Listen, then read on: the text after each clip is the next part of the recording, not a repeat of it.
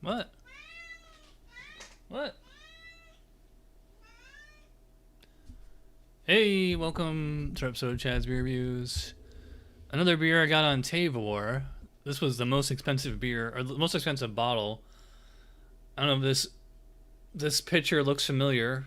That's, if you're a Simpsons fan, it should be familiar. And it says, I can put whatever I want in beer. That's not the name of the beer. The actual name of the beer is Don't Lay a Finger. Let me use two hands here. Don't Lay a Finger. Pastry stout with chocolate and copious amounts of peanut butter, chocolate candy, 10% ABV. Come on, focus.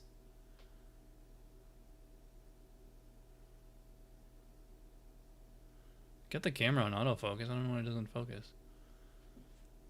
Anyway, by Listermann Brewing. I've reviewed a bunch of their beers. I've got them on Tavour. This bottle was $9.99. You know, $10 for one 12-ounce bottle is pretty expensive. That's why I only got one. And it's sometimes Tavour, they do a deal where if you buy, like, the more you buy, the cheaper it is per quantity or per unit or whatever. So anyway, so I guess this is supposed to be the Butterfinger, like a Butterfinger inspired pastry stout. I mean, actually, chocolate peanut butter beers have been around for a while.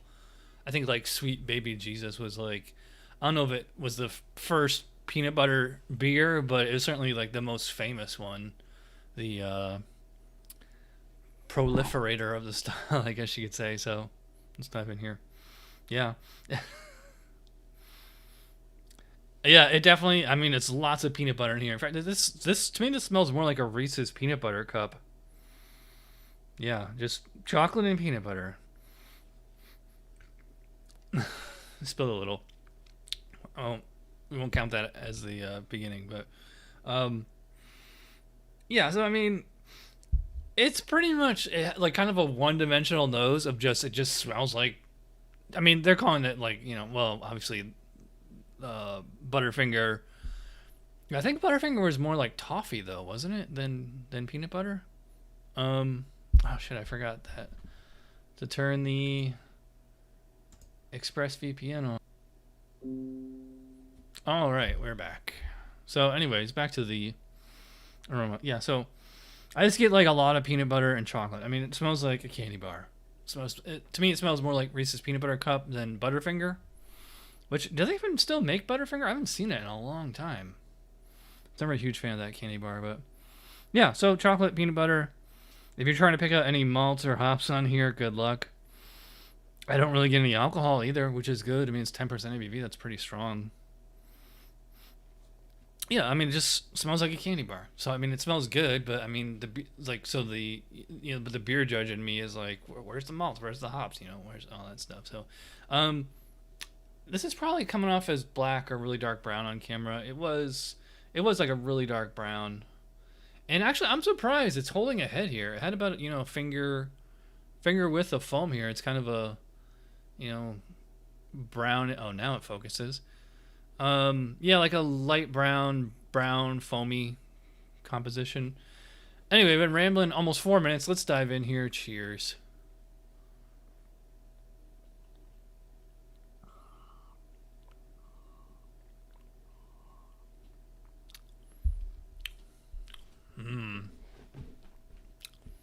Well, I think they're going for Butterfinger, the beer, and that's basically what this is.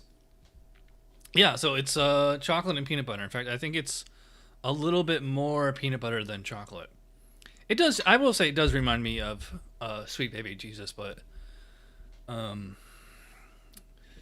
was gonna say stronger. I mean, yeah, I mean it's 10% ABV, so like there definitely is like noticeable alcohol in here, but as far as like the flavor intensity and like the actual flavors, very, very, very similar to SPJ.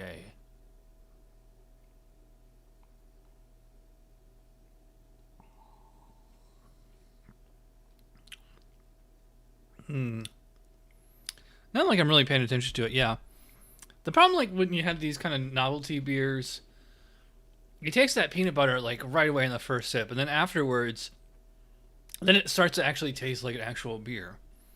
So on the second sip there, I got a lot more of like the base beer. I definitely get a little bit of roasty malt, almost like a coffee kind of flavor. I can taste and feel the alcohol. I mean, it's clean alcohol, not rubbing alcohol or nail polish remover.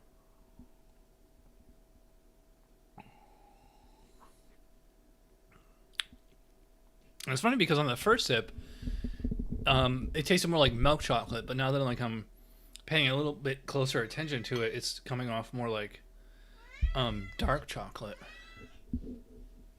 Can you guys hear Leo? He's whining about something. He always lays on the floor right behind my chair, so if I back up, it's gonna run over him.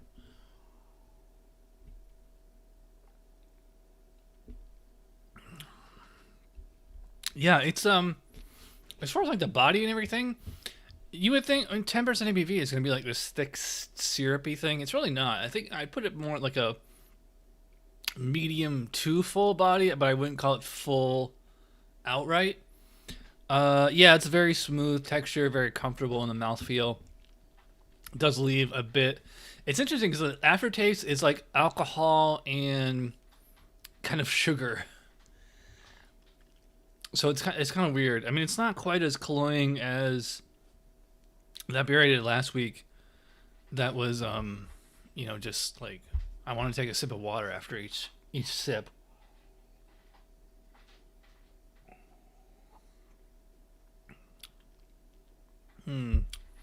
Yeah, like the more I get into it, like like I said, I'm getting a bit of a fruity flavor now, actually, from the base malt in there. So, like I said, about these novelty beers, is that you taste the candy kind of flavor like right away, and then just the more you get into it, the more you taste the base brew.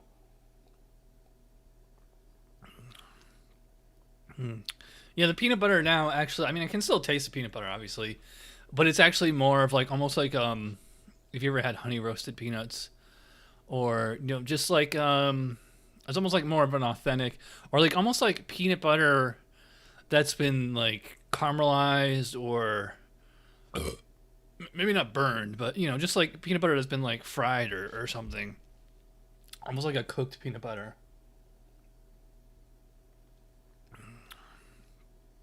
I would love to have this and Sweet Baby Jesus side by side, but I think Sweet Baby Jesus is like more like the actual, I think that's like a 5.4, maybe 6%. And this is 10. It really doesn't feel like 10. To me, it feels more like it's like 8, maybe 8.5 tops. Yeah, so I mean, as a novelty candy bar beer, and actually they have, I guess, I've seen a bunch of these candy bar type beers by this brewery on Tavour. They also have like a Snickers one, which I ordered, which will be here in my next crate, but I mean, that probably won't be for 2 or 3 weeks. So, yeah, as far as rating on Don't Lay a Favorite, I mean, I love the label. This is definitely a keeper. As far as the beer itself, I mean, yeah, it's good. It's enjoyable. Like, I think it's kind of more of novelty, kind of. Some of these candy bar and pastry type beers, like, they're almost like not your father's root beer, where they're kind of walking a fine line between, is it really beer or is it like a FMB? And like even Southern Tier is guilty of this. I mean, like they make some Girl Scout cookie and flavor, inspired stouts. What, dude? You're ruining my live stream. Yeah, as far as rating,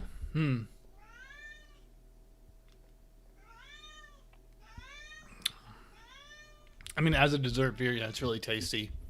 I think it's kind of a novelty beer, and like it's a little one dimensional, so I'm not getting sick of it. I'm just not, it's like that first. It's just like kind of law of diminishing returns. First sip was awesome. Second sip, really good. And then on and on, so forth. It's kind of plateaued now, where like it's just good. So I'm probably gonna go 4, maybe 4.25 on this one, maybe just for the the creativity of it, the novelty of it, especially for the label. I mean, that's pretty cool too. But yeah, I like it. Anyway, yeah, if you're interested in signing up for Tavour and you want to get some of these candy bar inspired beers, they have a lot of them all the time. So I mean, this one's not on there anymore, but I'm sure there's another one similar to this coming soon. So use that link in the description below. You're gonna get $10 off your first purchase, and it lets them know that I sent you. So thanks for watching, and I'll see you guys tomorrow. I don't know. All right, thanks for watching.